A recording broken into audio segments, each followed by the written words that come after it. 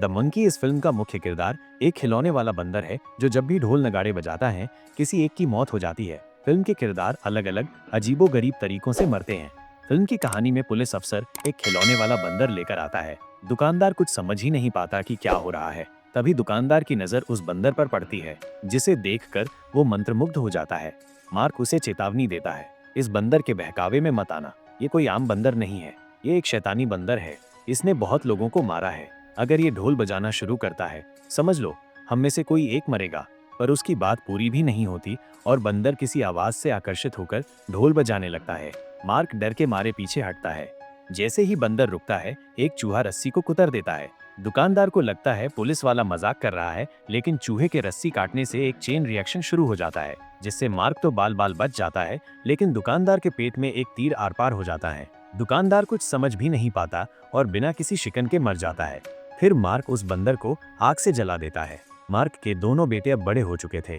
चश्मा पहनने वाले छोटे बेटे का नाम हाल और बड़े भाई का बिल है। बचपन से ही बिल अपने भाई को तंग करता है, यहाँ तक कि उसे लगता है कि उनके पिता के गायब होने की वजह भी हाल ही है। उनकी माँ को आज भी लगता है कि पति तो बस सिगरेट लेने निकले थे और वापस नहीं आए, लेकिन असल में पिता तो कब के बंदर आत्मा बन चुके थे।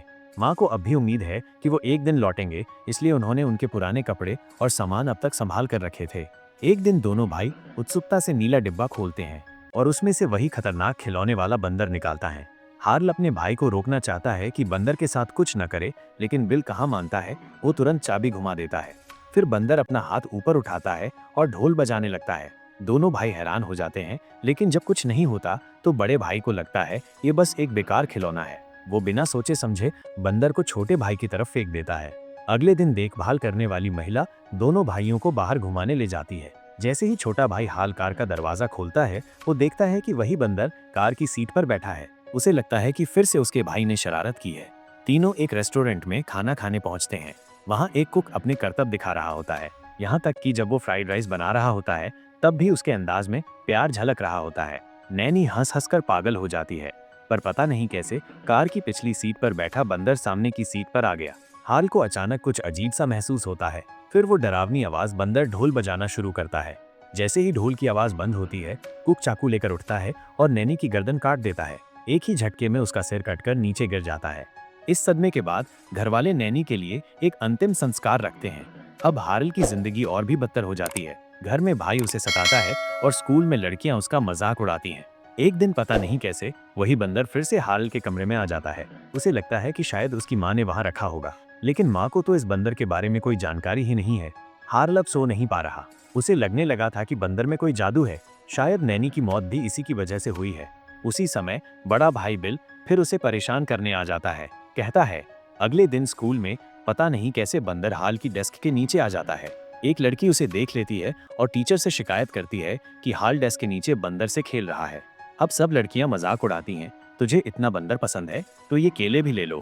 अपमानित हार्ल की हालत खराब हो जाती है। वो रोता हुआ घर लौट आता है, पर उसकी नाराजगी लड़कियों पर नहीं होती, बल्कि अपने भाई बिल पर होती है, जिसने सबको उसके खिलाफ भड़काया है। गुस्से में वो बंदर के सामने कसम खाता है, मैं अपने भाई को नर्क में भेज दूंगा, और फिर वो बंदर की चाबी घुमा देता है, जिससे बंदर ढोल बजाना शुरू करता है। तो उसकी माँ रसोई में खाना बनाते हुए अजीब महसूस करने लगती हैं और उनकी माँ अचानक खून से लथपथ हो गिर पड़ी है, जिससे उसकी मौत हो जाती है और वो भी एक फोटो फ्रेम में कैद हो जाती है। हार्ल को अब सब समझ में आ गया था। जैसे ही चाबी घुमाई जाती है, बंदर ढोल बजाना शुरू कर देता है और जैसे ही रुकता है, जिसे मरना है वो मरेगा, इससे कोई फर्क नहीं पड़ता कि वो कौन है। इस बार माँ की मौत हार्ल के हाथों हुई थी, क्योंकि चाबी उसी ने घुमाई थी। भले ही उसका भाई बिल उसे हमेशा सताता रहा हो, मगर माँ की मौत का दर्द उसे तोड़ देता है। वो कभी खुद को माफ नहीं कर पाता। अच्छी बात ये थी कि दोनों भाई के पास चाचा चाची थे जो उनका ध्यान रखते हैं। वे दोनों बच्चों को एक नई जगह ले जाते हैं ताकि वो पुराने सदमे भूल सकें। पर एक रात दोनों भाई फिर से देखते हैं कि वही बंदर इस घर में भी आ पहुंचा है। गुस्से में बिल चिल्लाता है, तू फिर से ये बंदर क्यों ले आया है? पर हार्ल कहता है, मैंने तो इसे टुकड़ों में काटकर फेंक दिया था, ये कैसे फिर से पूरा पूरा लौट आया? हार्ल कहता है, ये बंदर शैतानी है, ये लोगों को मारता है। लेकिन बिल अब भी विश्वास नहीं होता है। बोलता है, अगर सच में ये जानलेवा है तो चलो चाबी घुमा के देखते हैं, क्या अब भी कोई मरेगा? हार्ल बुरी तरह डर जाता है। उसे पता था इसका अंजाम क्या होगा। वो बिल को रोकता है, लेकिन बिल नहीं मानता है और हुआ भी वही। अगला शिकार उनका चाचा बनता है। मौत का तरीका, वो स्लीपिंग बैग में सो रहे थे, तभी जंगली घोड़े दौड़ते हुए उनके ऊपर से गुजर जाते हैं, जिससे उनकी मौत हो जाती है। चचा की मौत से बिल दुखी हो जाता है। अब भाई दोनों तय करते हैं कि इस बंदर को हमेशा के लिए गायब कर देना चाहिए। वे उसे एक सुनसान सूखे कुएं में फेंक आते हैं। सोचते हैं कि अब हमेशा के लिए मामला खत्म हो गया। और सच में अगले 25 साल तक कुछ भी नहीं होता है। लेकिन फिर एक रात चाची को अचानक ढोल बजने की आवाज सुनाई देती है। आवाज घर के तहखाने से आ रही थी। वो एक छड़ी लेकर नीचे जाती है, पर वहां कुछ भी नहीं होता। जब वो ऊपर आती हैं तो रसोई से अजीब सी गंध आने लगती है। शायद गैस लीक हो रही थी। वो गैस चूल्हे के पास जाकर सूंघती है। तभी गैस स्टोव अपने आप जल उठता है। फिर दृश्य ऐसा हो जाता है मानो घोस्ट राइडर फिल्म का कोई सीन हो। आग के शोलों में जलता हुआ चेहरा लेकर चाची पूरे घर में चिल्लाती हुई दौड़ने लगती है और अंत में सीधा जाकर बाहर रखे खंभे से टकरा जाती है।